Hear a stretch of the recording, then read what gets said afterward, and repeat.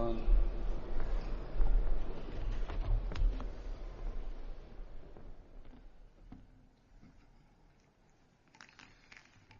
الله أكبر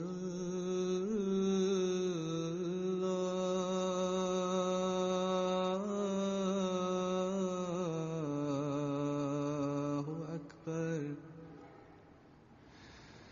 الله أكبر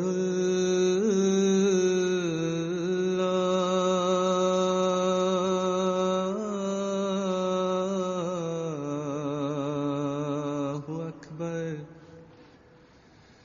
أشهد أن لا إله إلا الله.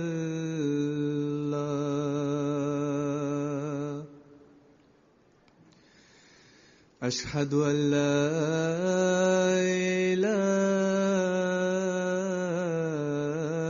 إلا الله.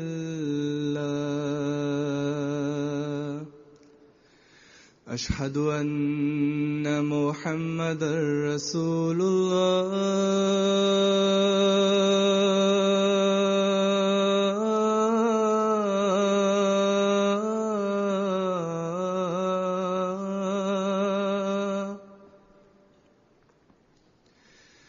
أشهد أن محمدًا رسول الله.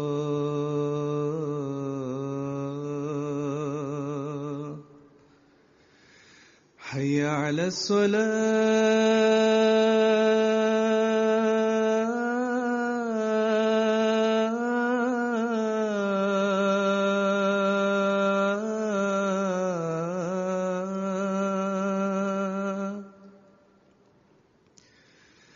حي على الصلاة.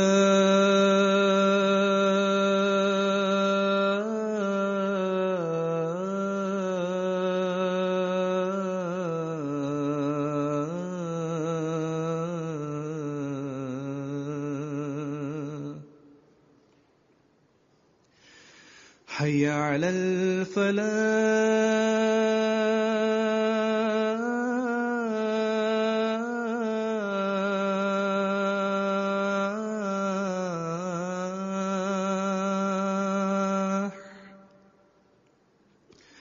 حي على الفلاح.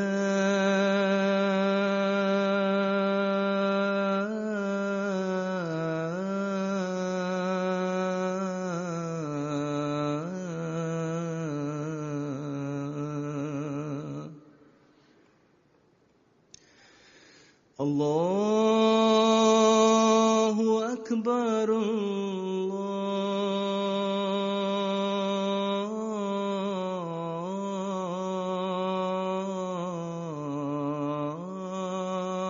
الله أكبر. لا إله إلا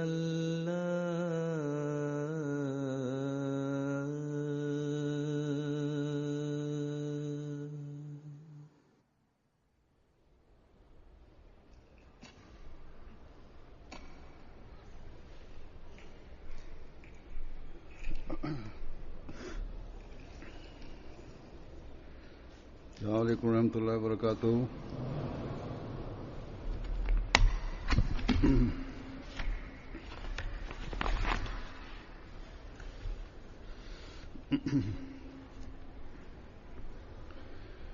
أشهد أن لا إله إلا الله وحده لا شريك له وأشهد أن محمدًا عبده ورسوله. أما بعد فأعوذ بالله من الشيطان الرجيم. بسم الله الرحمن الرحيم. الحمد لله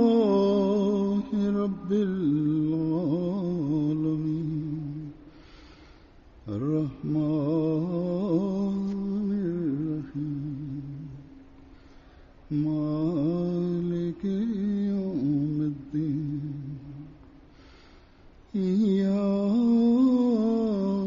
نعبد وإياك نستعين اهدنا الصراط المستقيم صراط الذين أنعمت عليهم غير المغضوب عليهم ولا الضالين.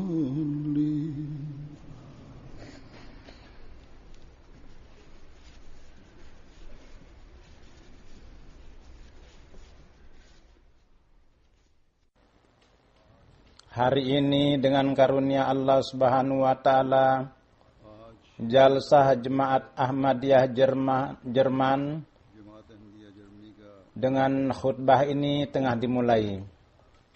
Dengan karunia Allah Subhanahu wa taala, dalam peserta jalsah setiap tahun ada penambahan, dan insyaallah pada tahun ini pun juga akan ada penambahan.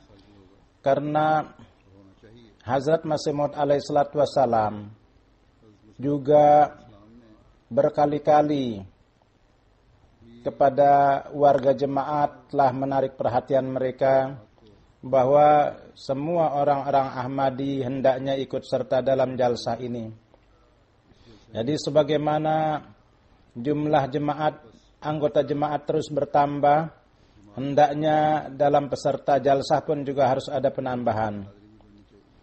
Dan untuk itu hendaknya orang-orang datang walaupun harus mengalami kesulitan. Kalian sangat mendapat kemujuran bahwa Allah telah memberikan taufik, kesempatan untuk menghadiri jalsah. Di Pakistan jalsah ada pelarangan,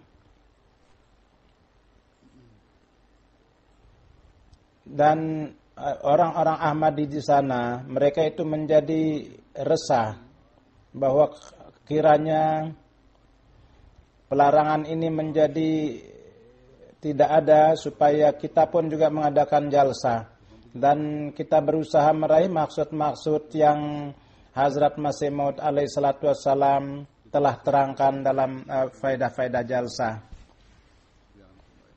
Kita pun juga menjadi orang yang meraih berkat dari doa-doa itu yang Hazrat Masih Maud alaihi salatu wassalam untuk orang-orang yang jalsah, beliau telah memanjatkan doa.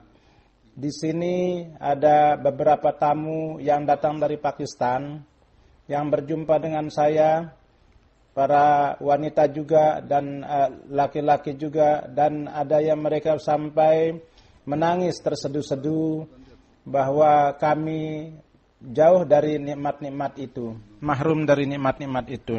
Berdoalah supaya kita juga mendapat nikmat-nikmat itu. Walhasil sebagaimana saya senantiasa katakan bahwa warga Jemaat Ahmadiyah Pakistan kalau ingin keluar dari kesulitan-kesulitan ini, maka lebih dari sebelumnya hendaknya tunduk kepada Allah Subhanahu wa taala.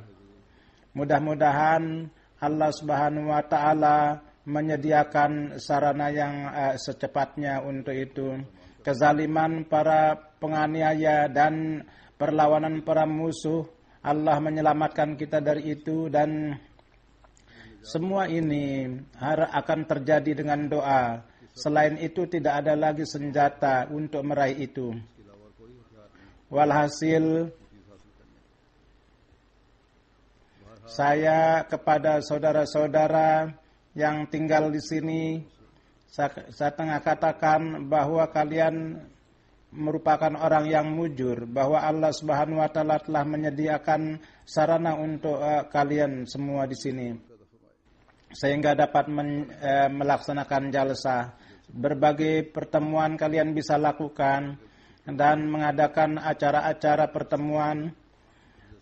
Jadi dalam hal ini hendaknya kita bersyukur kepada Allah Subhanahu wa taala, dan rasa syukur itu adalah bahwa dari program-program jalsah itu hendaknya kita mengambil faedah sepenuhnya, pada hari-hari jalsah juga dan pada hari sesudah jalsah juga, bahwa perkara-perkara yang baik yang kita lihat di sini dan dengar itu kita jadikan bagian dari hidup kita. Hazrat Masih Maud alaihi salatu wassalam, maksud daripada jalsah dengan sabar, beliau maksudkan untuk mencari agama dan hanya untuk tujuan agama yang beliau katakan untuk dalam mengenai jalsah ini.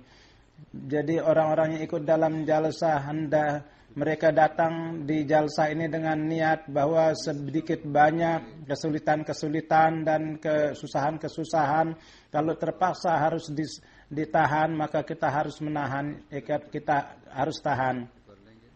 Dan jangan ada terlihat kata-kata yang menandakan ketidaksabaran keluar dari mulut kita, bahwa kami diperlakukan seperti ini atau sangat keras dan lain sebagainya.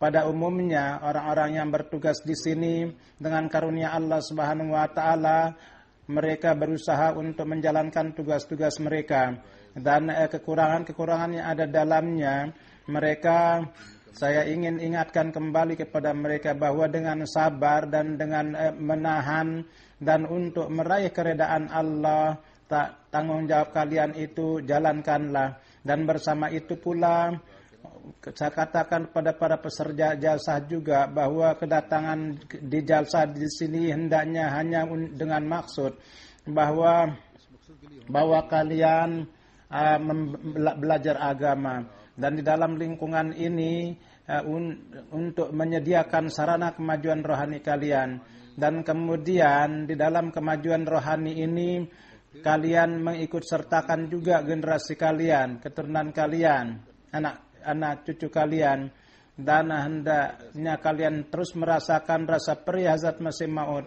Beliau bersabda bahwa saya berkali-kali katakan bahwa bersihkanlah mata kalian, dan dari segi kerohanian jadikanlah itu bercahaya sebagaimana mata itu secara zahir bercahaya. Beliau bersabda, manusia baru akan dikatakan terhiasi manakala jadi mereka mengenal buruk dan baik itu mereka dapatkan, dan kemudian mereka tunduk ke arah kebaikan. Beliau bersabda, keselamatan adalah bagi mereka yang mereka jauh dari gejolak-gejolak dunia, dan mereka mempunyai hati yang bersih. Beliau bersabda bahwa manakala hati tidak tunduk dan tidak dari segi kedalaman hati, maka hanya secara zahir bersujud itu adalah masih kurang. Sebagaimana daging kurban tidak sampai kepada Tuhan, hanya takwa yang sampai, begitu juga bahwa ruku jasmani dan sujudnya itu tidak ada artinya selama hati itu tidak sujud dan ruku.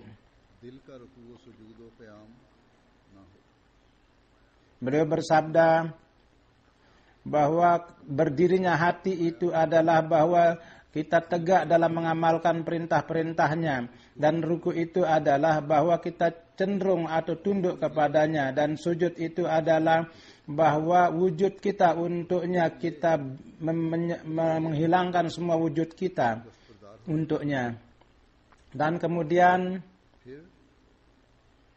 beliau juga mendoakan bahwa semoga Allah Subhanahu wa taala membersihkan hati jemaat saya ini, dan dia memanjangkan tangan rahmatnya dan hati mereka itu ditarik kepadanya. Jadi inilah perasaan hati dan rasa perih dan doa yang Hazrat Masih Maud alaihi salatu wasalam panjatkan untuk keperbaikan amal kita. Dan maksud daripada jalsah ini adalah untuk perbaikan amal ini. Allah Subhanahu wa taala telah memberikan kesempatan kepada kita bahwa pada 3 hari ini kita terus mengintrospeksi perbaikan amal kita dan kita menaruh perhatian juga atas hal ini. Standar ini baru akan tegak manakala kita dengan satu rasa perasaan kita terus berusaha. Kita berusaha dan Hazrat Masih Maud alaihi salatu wassalam, satu kata Hazrat Masih Maud dan satu kata Hazrat Masih Maud sangat perih yang menggoncangkan perasaan kita. Beliau bersabda, bersihkanlah mata rohani kalian sebagaimana mata zahir kalian itu bercahaya. Mata kita sedikit saja sakit, maka itu bisa menggelisahkan kita. Dan segera kita pergi ke dokter. Kalau ada sedikit saja di mata, ada rasa sakit di mata, kita langsung ke dokter. Betapa kita menjadi bimbang untuk itu. Dengan perkara-perkara yang seperti itu, kita akan berusaha menyelamatkan mata kita yang akan memberikan pengaruh kepada mata kita. Kita selalu berpikir untuk kesehatannya. Apakah usaha ini kita untuk mata rohani kita dan untuk terus berusaha untuk kesehatannya kita tidak lakukan di dalam 3 hari ini. Kalau kita terus menaruh perhatian pada 3 hari ini, maka sudah itu ketika kita keluar, maka kita terlibat dalam pekerjaan-pekerjaan yang memberikan pengaruh negatif pada amal kita. Jadi cahaya mata rohani bukan hanya beberapa hari. Itu memang untuk menegakkan cahaya itu 3 hari ini hanya sebagai obat semata. Kalau sesudah pengobatan ini, kemudian ada ketidakperhatian, maka cahaya mata rohani akan terpengaruh. Oleh karena itu beliau berkata bahwa perbaikan yang sejati adalah kita mengenal yang baik dan yang buruk, dan apabila kita mengenal, maka kita tunduk kepada kebaikan. Kemudian kebaikan-kebaikan itu kalau kita lakukan yang Allah perintahkan, dan di dalam kebaikan itu di mana ada terkait dengan beribadah kepada Allah, di sana termasuk dalamnya juga hak-hak makhluk Allah. Kini ada satu contoh saya berikan yang dengan itu di dalam jemaat ada kegelisahan yang terlahir, yang tanpa melaksanakannya itu bukan hanya rumah itu tercipta kegelisahan. Bahkan banyak anak-anak perempuan yang datang di sini setelah menikah dari Pakistan atau dari berbagai tempat di Pakistan di sana, kejauhan mereka dari rumah mereka menjadikan mereka menjadi sangat gelisah. Kemudian ibu bapak yang ada di Pakistan, mereka tidurnya pun juga menjadi hilang, dan karena itu terjadi kekerasan dari pihak laki-laki, dan ada juga ibu bapak mereka melakukan kekerasan kepada anak-anak mereka, dan mereka berusaha untuk memang itu merupakan kegelisahan, dan itu tetapi perempuan pada pandangan masyarakat itu pun juga kadang-kadang menyakitkan juga bagi perempuan. Dan sebagaimana saya telah katakan bahwa mungkin ibu bapak mereka mendengar dan mereka mengetahui akan hal ini. Jadi orang-orang yang seperti itu, yang secara sengaja tanpa sebab mereka itu karena egoisnya mereka melakukan hal itu, maka siapapun pihak itu, maka hendaknya mereka harus takut kepada Tuhan. Kadang-kadang para pengurus pun juga mereka tidak takut pada Tuhan. dan mereka dengan melakukan langkah yang salah, mereka ikut serta dalam kezaliman itu. Jadi sambil ada rasa takut kepada Tuhan, setiap orang hendaknya perlu menyelamatkan diri dari penyakit rohani. Beliau bersabda bahwa keselamatan itu adalah bagi mereka yang mereka jauh dari gejolak-gejolak dunia dan mereka mempunyai hati yang bersih dan terbebas dari itu. Jadi kata-kata yang sangat perih itu perlu kita renungkan. Apakah hati kita jauh dari gejolak dunia atau gejolak dunia telah mengepung kita? Apakah kita bisa mengatakan bahwa kita dari setiap keburukan itu selamat? Apakah ada yang mengetahui amal kita atau tidak? Apakah mereka tahu atau tidak perbuatan kita? Apakah dengan kita mengetahui Tuhan yang mengatakan kita tidak setiap kita dengan menyelamatkan kita dari menjauhkan diri kita menyakiti orang lain? Apakah kita telah membebaskan diri kita dari hal itu?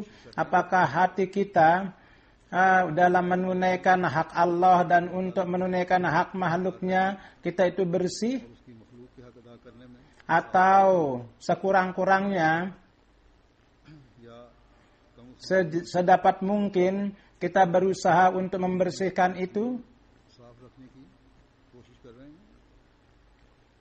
Dan dengan usaha ini, apakah kita memohon pertolongan kepada Allah dengan usaha? Maka kalau tidak, maka kondisi kita ini patut disedihkan. Apakah sujud kita dan kerendahan hati kita dan itu merupakan sujud yang tanda kerendahan? Sujud kerendahan itu adalah untuk mengamalkan perintah Allah. Semua kemampuan kita sesudah kita berusaha kepada Allah Subhanahu wa taala kita lakukan untuk meraih karunia-Nya yang pada pandangan Allah Subhanahu wa taala itu diterima.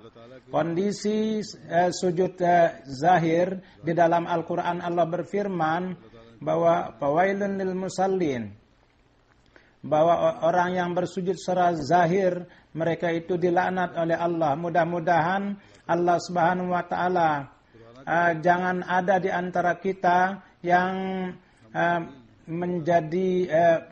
menjadi hancur karena kemarahan Allah Subhanahu wa taala. Tapi Tuhan itu tidak memerlukan siapa-siapa.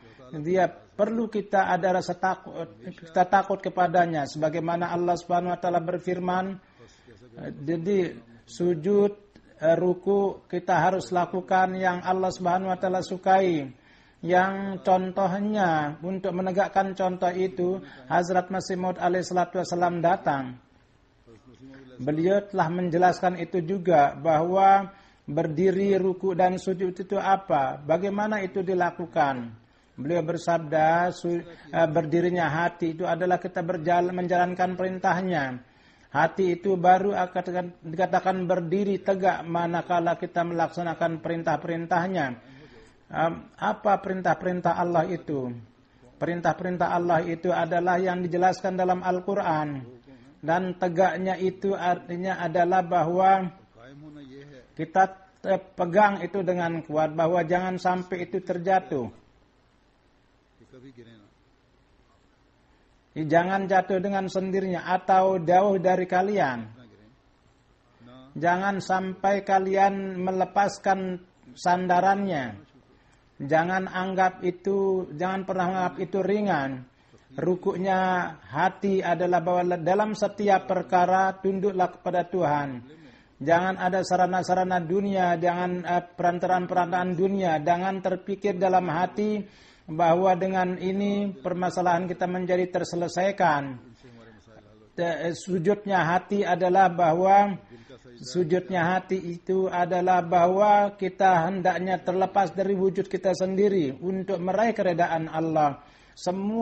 Segala sesuatu yang kita miliki, perasaan kita harus kita korbankan. Kita korbankan keluarga kita, hubungan-hubungan kita korbankan. Kita korbankan egois kita, ego kita korbankan gairat kita, kecemburuan kita yang dusta. Jadi perkara-perkara yang kamu katakan kecemburuan, padahal gairat kecemburuan inilah menjauhkan dari Tuhan, itu korbankanlah. Kalau ingin memperlihatkan kecemburuan maka hendaknya untuk agama.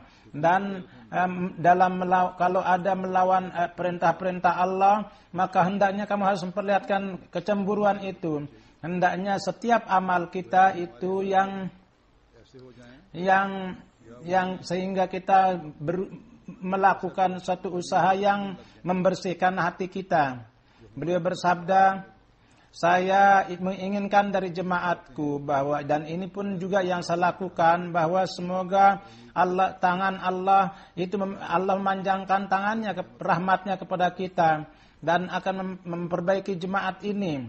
Dan beliau bersabda, barang siapa yang tidak berusaha untuk meraih kondisi ini maka hubungannya tidak ada dengan saya.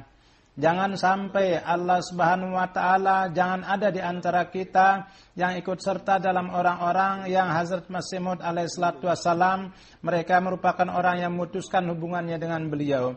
Bahkan setiap orang dari antara kita hendaknya berada dalam usaha yang di dalam kaitan dengan Hazrat Masih Maud alaihissalatu wassalam, bagaimana kita terus mengukuhkan ikatan kita dengan Hazrat Masih Maud. Jadi orang-orang yang ikut serta dalam jalsa pada hari-hari ini hendaknya mengintrospeksi diri mereka dan mereka hendaknya lihat sampai di mana standar, apakah kita itu telah meraih itu, berusaha meraih itu atau tidak yang diinginkan oleh Hazrat Masih Maud kepada kita. Di dalam hari-hari jalsa, lingkungan ini Allah Subhanahu wa taala telah sediakan untuk kita, bahwa nilai hak-hak Allah dan hak-hak hamba-hambanya dalam penentuan dua-duanya, dalam menzahirkan itu kita menzahirkan secara kita berusaha untuk menjadikan itu bagian dari hidup kita. Mudah-mudahan insyaallah pada akhir bulan ini, bulan puasa,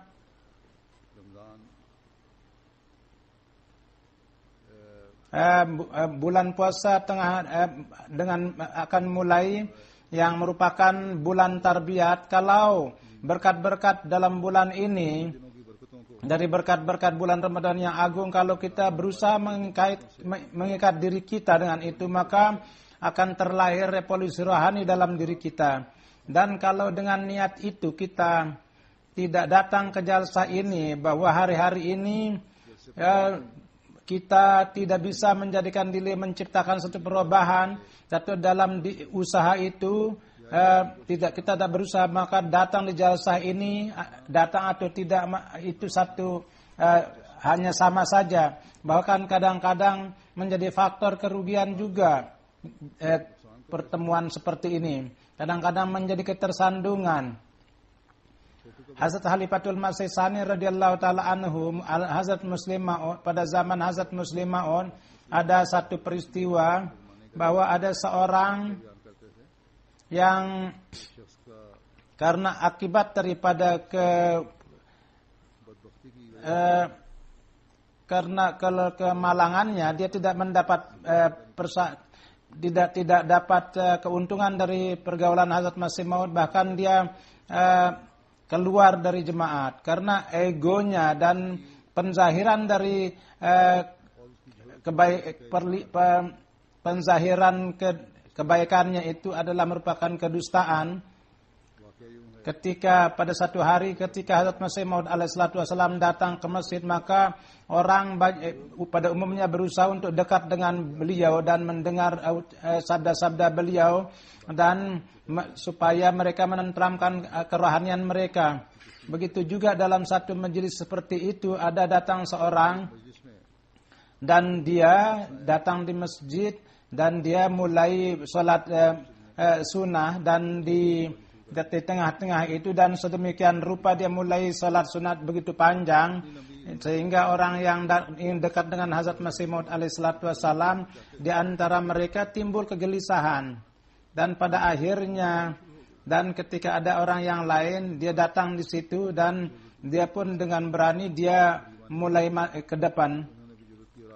Maka dengan begitu cepat, ketika ada sebagian orang yang lari dengan cepat, sehingga siku seorang, dia kena orang yang sedang salat sunat itu. Maka dia mengatakan bahwa apakah ini Nabi yang baik atau Masih Maud, bahwa orang-orang majlis dia menyiku orang yang sedang sholat. Dia sangat marah dan akhirnya dia murtad dan pergi. Ini merupakan kemalangan dia.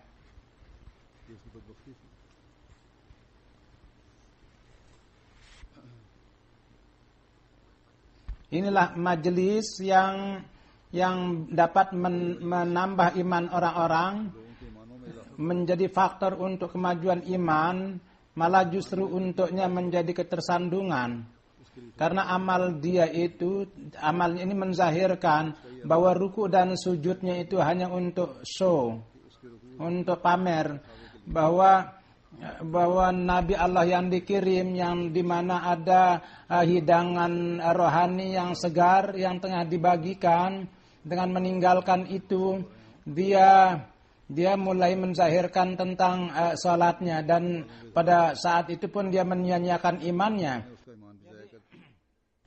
Kendati majelis Hazrat Masih Maud alaihissalatu wassalam kini tidak ada, namun dari segi ajaran beliau, dengan penerangan ajaran beliau inilah yang terjadi. Tafsir-tafsir Al-Quran dijelaskan di situ, dan tanda-tanda, contoh-contoh Rasulullah SAW kita diarahkan untuk melihat itu. Banyak program-program kerohanian, ada sholat, tahajud, dan itu dilakukan pada waktunya. Dari setiap program pada waktunya, hendaknya setiap orang itu ikut serta dan harus mengambil faedah dari itu. Kalau ada salat yang karena satu sebab itu tertinggal, maka kerjakanlah di sudut supaya jangan pada waktu kalian. Jadi supaya jangan salat yang tidak dilakukan pada waktunya, salat Anda itu jangan menyebabkan orang itu menjadi susah. Jadi supaya mereka pun juga bisa mendengar jalsah dengan tenang. Ingatlah bahwa amal soleh itu merupakan amal yang sesuai dengan waktu dan tempat itu dilakukan. Kalau tidak, amal yang dilakukan dengan kesempatan yang tidak benar, maka itu bisa menjadi faktor ketersandungan iman.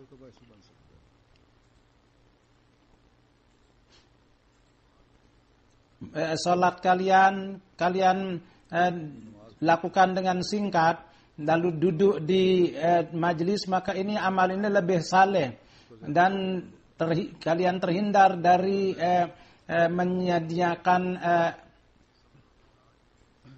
jadi dengan sabar dan ketahanan menyelamatkan iman dari kesia-siaan. Dan kalau ada sesuatu yang menyakiti kalian, bukan hanya kena siku, maka sabarlah, dan untuk meraih kalian itu mempunyai perhatian untuk tujuan yang baik, yang untuk itu kalian datang kemari.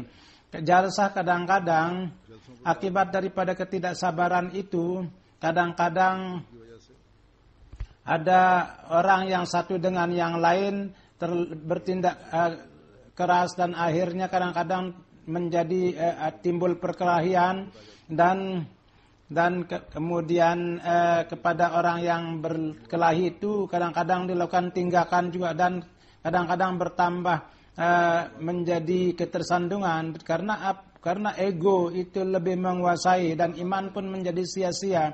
Sebagaimana setelah katakan bahwa jalsah ini bukannya keberkatan, malah justru membawa manusia kepada jauh dari Tuhan dan menjadi faktor kerugian bagi orang itu.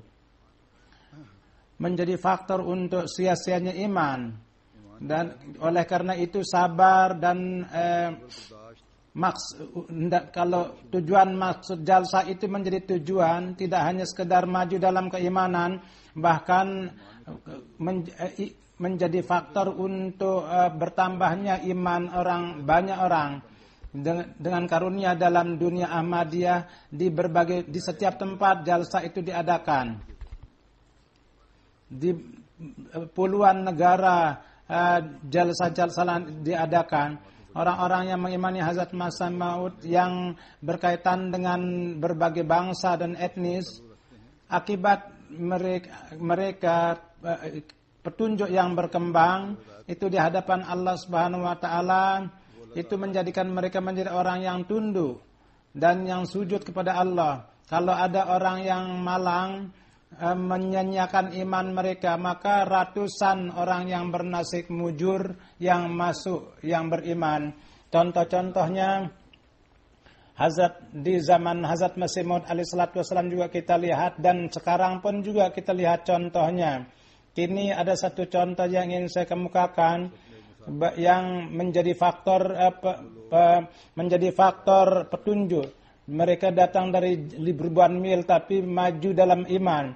Kebanyakan dari mereka tidak melihat khalifah, dan bagi mereka yang melihat khalifah, mereka pun juga sudah 25-30 tahun yang berlalu. Tapi bagaimana mereka menjadi faktor petunjuk, bagaimana sehingga kita menjadi heran karenanya. Di Sierra Leone ada satu peristiwa. Dia ada satu daerah Lokot region, bahwa ketek seorang pemimpin dari suku, seorang imam, Syekh Khadim namanya, dia sangat menentang jemaat. Jadi seorang Syekh Ibrahim selalu berbicara tentang jemaat dengan dia. Ketika datang masa jalsa salana Sierra Leone, maka dia mengatakan kepada Sierra Leone bahwa Cip Khadim Sahib, Cip Imam itu, panggillah dia ke jalsa. Maka imam pun ingkar, tapi wakilnya itu Syekh Khadim itu dia datang. Dan kemudian dia datang di jalsa, dan diadakan jalsa itu di Boom. Dan katanya ketika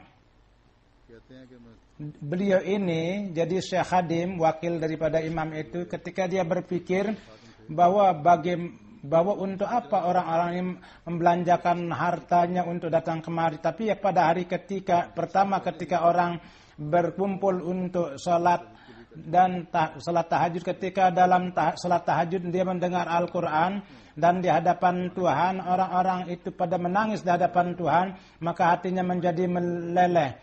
Dan dia tanda-tanda ini dan khusyuknya orang dalam ibadah ini menandakan bahwa orang ini adalah orang yang benar. Itu pikiran dia, dan ini merupakan jemaat orang-orang benar, bukan jemaat orang-orang yang pembohong.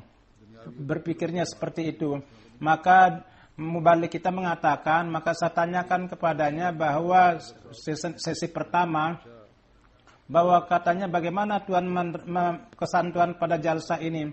Dia mengatakan bahwa saya sangat terpengaruh dengan tradisi jemaat, dan saya telah menjadi Ahmadi, dan semua keraguan saya menjadi jauh, dan dia nanti saya akan kembali ke tempat saya untuk menyampaikan tabligh, dan itu yang dia lakukan.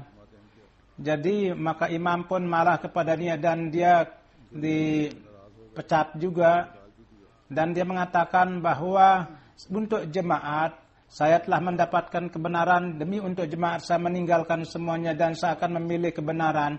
Maka dengan perantaraan beliau banyak sekali orang yang masuk Ahmadi. Jadi satu jalsa telah menjadikan seorang jadi Ahmadi, yang akibatnya ratusan orang mendapat taufik untuk menjadi Ahmadi dan mengimani Imam Zaman. Dan Syekh Khadim itu, karena beliau itu akibat jalsah beliau menjadi Ahmadi, maka namanya pun juga beliau ganti dengan nama, jadi Syekh Khadim Jalsah Salanah namanya.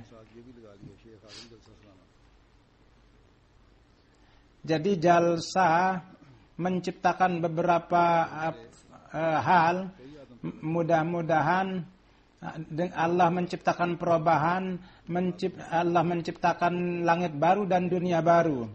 Jadi kita pun juga harus berpikir yang kebanyakan di antara kita orang Ahmadi yang kelahiran, banyak sekali orang-orang yang mencari suaka. Janganlah kalian berpikir kalian datang untuk mencari dunia.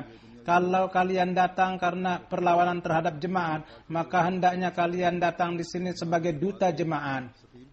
Dan dengan amal kalian menzahirkan amal yang merupakan ajaran jemaat yang hakiki. Dan bukannya dengan tersebarnya di dunia, memang carilah dunia, tapi bukan untuk terjun sepenuhnya di situ. Walhasil ini berkat jalsa yang zahir kepada di dunia dan di dunia Ahmadiyah. Jadi berlomba dalam kebaikan di dalam jemaat ini terjadi kompetisi. Oleh karena itu berusahalah kalian, janganlah kalian terbelakang dalam perlombaan ini. Pernah terjadi ketika terjadi perlombaan kota, kini negara yang berlomba, dan orang yang dekat dengan Tuhan adalah mereka yang rasa perih utusan Allah itu dia pahami, dan kondisi mereka dia berusaha menciptakan perubahan di dalam diri mereka. Di sini saya ingin menyampaikan kepada para pengurus dan khususnya kepada pengurus yang diserahi tanggung jawab untuk penerimaan tamu itu, yang saya katakan, ingatlah bahwa Hazrat Masih Maud alaihissalatu wassalam, dan ketika beliau mendapat wahyu wasi' markanataka, itu maksudnya adalah supaya bahwa tamu beliau yang sebelumnya banyak yang datang kepada beliau, dan di mana ketika apa yang beliau melakukan banyak hal untuk menerima tamu itu, maka tamu pun menjadi tambah banyak. Maka ilham ini pun juga itu di masa permulaan, dan berkali-kali wahyu itu turun kepada beliau, dan sampai akhir dalam berbagai corak itu terjadi. Jadi kata amanat wasi' manat makanataka ini kepada para pengikut beliau juga, dan pada saat itu untuk orang yang ikut serta bekerja dengan beliau juga, bahwa keluasan ini dari segi tempat di dalam penerimaan tamu pun juga menjadi faktor untuk menambah datangnya tamu-tamu. Di Jerman ini pun juga masjid baru dibangun, misi baru dibangun. Di sini dalam hal ini penerimaan tamu pun menjadi bertambah. Jadi Allah Subhanahu wa taala berfirman, kalian yang bekerja, yang menjadi orang yang mengimani Hazrat Masih Maud alaihissalatu wassalam, jangan kalian sampai lelah, capek.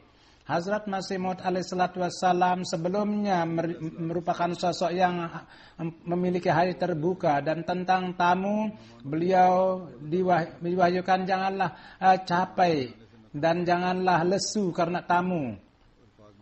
Jadi untuk para karyawan beliau juga yang Allah amanatkan untuk menerima tamu. Jadi untuk saat itu juga, dan untuk orang yang datang sudah beliau juga. Ini adalah untuk mereka merupakan kesempatan untuk meraih berkah. Jadi orang yang berkhidmat ini perintah daripada wasi' mataka yang merupakan perintah Allah ini, hari ini pun untuk menyempurnakan itu, perluaslah hati kalian untuk para tamu. Rumah tamu adalah secara khusus yang pada saat keberadaan khalifah itu adalah untuk supaya kalian dekat dengan khalifah, dan kalian oleh karena itu pada hari-hari ini secara khusus kalian harus memperhatikan para tamu dalam kondisi umum pun juga, bukan hanya dalam waktu jalsa, tapi dalam kondisi umum pun juga. Di dalam Al-Quran tentang penerimaan tamu Hazrat Ibrahim juga kita diberitahukan, bahkan diberitahukan bahwa untuk tamu jangan bertanya bahwa saya layani atau tidak. bahwa karena banyak corak, jangan takut dengan pembelanjaan. Kita harus memperhatikan ketentraman mereka. Hazrat Rasulullah sallallahu alaihi wasallam secara khusus telah menekankan bagaimana untuk menerima tamu. Wajah beliau menjadi ketika beliau mengetahui bahwa di Madinah para sahabat beliau, orang-orang bahwa beliau sangat gembira mendengar para tamu yang datang dari luar. Para sahabat beliau telah melayani dengan baik. Beliau sangat gembira. Contoh-contoh Hazrat Masih Maud pun ada pada kita, bahwa kepada karyawan para rumah penerimaan tamu, kadang-kadang beliau marah kepada mereka, dan beliau kembali beliau sendiri yang mengangkat dari delman, maka para karyawan mengambil barang-barang itu. Ini semuanya adalah karena beliau bahwa standar penerimaan tamu yang tinggi. Beliau pun ingin mengajarkan kepada para tamu. Jadi perkara ini bukan hanya untuk kita dengar dan untuk senang-senang saja, bahkan untuk kita amalkan semua itu. Hazrat Masih Maud alaihi salatu wassalam, sebagaimana saya telah katakan, bahwa Allah Subhanahu wa taala sebelum pendirian jemaat pun juga beliau diperintahkan untuk diwahyukan wasi makanataka. Beliau diberitahukan tentang kedatangan orang-orang, tapi berkali-kali beliau menekankan, dan sampai akhir beliau mendapat ilham tentang itu pada tahun 1907 juga beliau mendapat ilham. Karena sesudahnya jemaat beliau supaya memahami akan pentingnya hal itu. Jadi kepada para yang berwenang di sini pun juga saya ingin ingatkan bahwa mereka supaya harus memahami akan pentingnya penerimaan tamu. Jadi karena penerimaan tamu yang satu yang pada waktu jalsa kadang 30-25 ribu orang yang harus disediakan makanannya. Dan kadang-kadang kuah lauk itu dimasak dalam satu waktu. Sudah itu dimasakkan roti-roti. Hendaknya setiap orang itu mendapatkan keperluannya sesuai dengan keperluan, dan dengan penuh hormat mereka itu diberikan makan. Di sini pun juga harus diperhatikan, harus hati-hati supaya jangan sia-sia. Jadi maksudnya supaya kita menghindar dari kesia-siaan. Jangan pula maksudnya bahwa makanannya yang tersisa itu diberikan lagi kepada orang lain. Kemudian penerimaan tamu pada hari-hari yang umum. Dan untuk penerimaan tamu pada hari-hari umum pun juga Hazrat Masih Maud alaihi salatu wassalam untuk para tamu, setiap keperluan mereka itu sesuai dengan keperluannya berusaha untuk menyediakannya.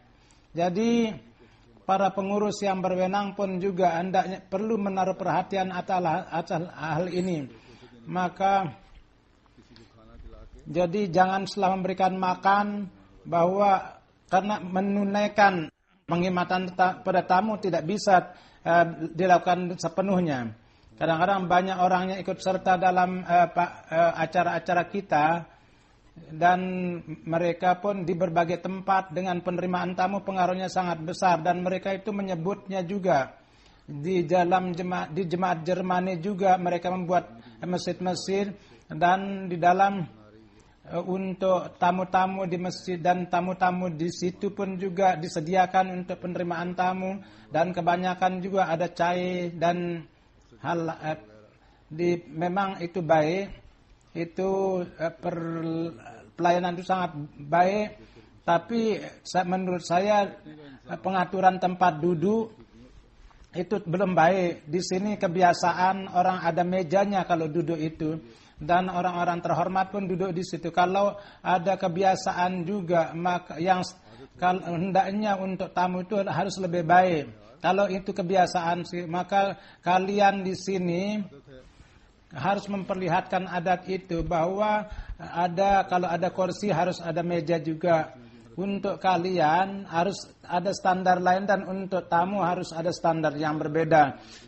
Jangan kalian mengambil maksud bahwa untuk kedepannya harus ada bukan maksudnya ada kursi atau meja, tapi maksudnya adalah harus ada standar yang lebih baik ke depannya dalam penerimaan tamu itu.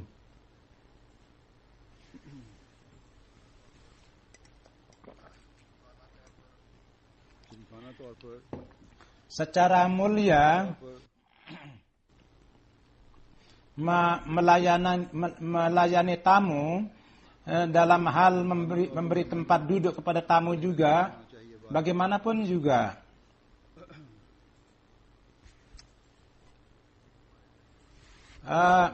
Cara kita dalam penerimaan tamu itu standarnya itu yang tinggi itu hendaknya harus nampak.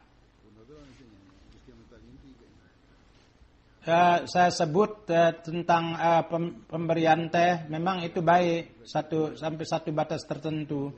Tapi dalam hal ini pun juga harus diperhatikan bahwa orang-orang di sini itu apa yang dia sukai. Kalau ada undangan makan, ada tamu lain, maka sesuai dengan keinginan mereka, kebiasaan mereka, makanan itu harus tersedia. Itu. Dan apa yang mereka suka itu yang disediakan. Tentang halal dan tidak halal itu sesuai dengan itu kita harus buat makanan itu. Pada saat pembukaan masjid kita, itu di sana ada member parlemen, anggota parlemen, ada wali kota dan banyak para hadirnya hadir. Untuk mereka pun juga makanan itu lebih baik dari yang lain. Namun secara umum banyak sekali orang-orang Jerman yang datang, itu kurang lebih 250 sampai 300 orang, dan mereka orang-orang terhormat, bahwa untuk mereka makanan itu seakan-akan sederhana dan asal saja. Mungkin sebagian mereka belum makan. Jadi ada di mana ada acara di mana orang-orang terhormat diundang dan khalifah dipanggil, maka tunaikanlah hak-hak tamu itu. Kalau misalnya secara cabang tidak dapat mendanai, maka secara pusat harus mendanainya. Memang acara itu sangat bagus dan tempat pun juga bagus. Dan secara rinci saya akan jelaskan, namun yang kurang itu saya ingin menarik perhatian kepada kalian. Kalau tidak itu menjadi kebiasaan. Hendaknya diingat bahwa tamu yang secara khusus yang datang pada hari-hari ini, ketika saya datang kemari, maka pada saat itu hendaknya secara yang terbaik itu kewajiban kalian untuk melayani mereka dengan baik. Dan untuk menerima tamu secara permanen itu pun juga. Dan di kota-kota mana kalian pergi, maka ini merupakan kewajiban orang-orang yang tinggal di sana. Dan tanpa menzahirkan apapun kita harus melayani tamu itu. Dan corak-corak yang menyakitkan, yang kemungkinan untuk menyakitkan itu hendaknya dihindari. Allah Subhanahu wa taala setelah orang-orang yang bersedekah lalu ingin dipuji, itu pun sangat tidak disukai oleh Tuhan. Dan katakanlah atau mengatakan sesuatu yang menyakitkan orang yang dilayani pun jangan sampai terjadi. Jadi menerima tamu merupakan hak tamu, dan lalu menyebut-nyebut merupakan hal yang sangat tidak benar. Kadang-kadang ada orang yang melakukan tingkah laku yang seperti itu, dan mereka bahwa orang-orang yang datang bersama saya seperti itu pun juga hal-hal yang menyakitkan hati pun mereka sebut katakan. Walhasil kalau ini perlu saya akan sampaikan. Jadi hendaknya jangan sampai saya mengatakan. Oleh karena itu para pengurus harus memahami akan hal ini. Walhasil jadi hendaknya mereka memahami akan kesalahan mereka dan beristighfar kepada, mudah-mudahan Allah memberi akal kepada orang yang melakukan yang bekerja, dan sesuai dengan mereka dapat melaksanakan sesuai dengan sebagaimana baiknya. Jadi dari segi dan dengan referensi jalsa, hendaknya setiap orang di antara kalian harus memperhatikan lingkungan. Para yang tugas, para pengurus hendaknya harus kerjasama sepenuhnya, karena masalah itu di setiap tempat adanya. Oleh karena itu perlu berawas-awas. Mudah-mudahan Allah Subhanahu wa taala memberikan kesuksesan pada jalsa ini dari segala segi, dan setiap orang yang ikut serta dalam jalsa ini dapat meraih berkat yang terkait dengan berkat ini. Dan maksud daripada kebangkitan Hazrat Masih Maud kita dapat penuhi, dan harapan-harapan kepada jemaat yang beliau harapkan dari jemaat ini kita mendapat taufik dalam hal ini.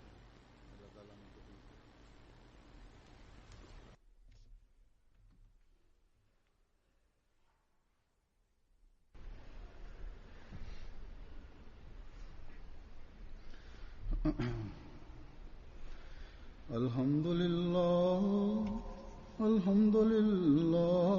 nahmaduhu wa nasta'inuhu wa nastaghfiruhu wa nu'minu bihi wa natawakkalu alayhi wa na'udzu billahi min shururi anfusina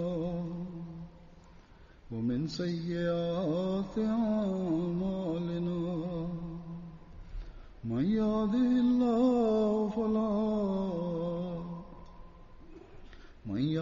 الله فلا مضل له ومن يضلل فلا هادي له ونشهد أن لا إله إلا الله ونشهد أن محمدا عبده ورسوله.